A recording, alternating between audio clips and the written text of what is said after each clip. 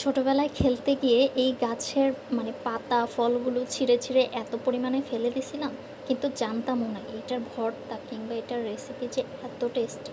Hello viewers, আসসালামু আলাইকুম। আমি রাজাবিল্লির আম্মু।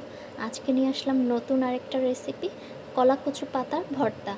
অনেকে এক এক নামে এক একজন চিনে, কিন্তু আমাদের এলাকায় এটাকে কলা কচু পাতাই বলে।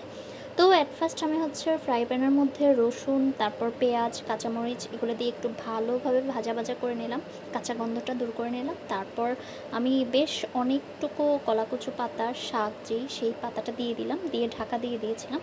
তো আমার পাতাটা যখন ভাজা ভাজা হয়েছে আস্তে আস্তে পরিমাণে কমে গিয়েছে। তো এই তো সব কিছু একসাথে ভাজা ভাজা করে ওই ভাজাটার মধ্যে আমি লবণ অ্যাড করে দিয়ে তারপর আমি চলে গেলাম বাটাবাটিতে। তো তারপর এটা বেটে বেটে ভর্তা করে নিলাম। এই জিনিসটার ভর্তা খেয়ে আমি তো জাস্ট রীতিমতো এটার প্রেমে পড়ে গেছি। এতটা টেস্টি, আমার তো এখন ইচ্ছা করে প্রতিদিন বানিয়ে খেতে আর কি।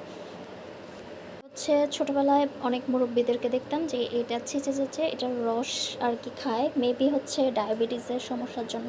তো এইটার অনেক ঔষধি গুণাগুণ আছে, সেই সবে আর গেলাম না, আপনারা হয়তো একটু গুগল করলেই বুঝতে পারবেন। তো আমার এই যেটা অভ্যাস যে ভর্তা করার পরে পাটায় মাখা ভাত আমার খেতেই হবে।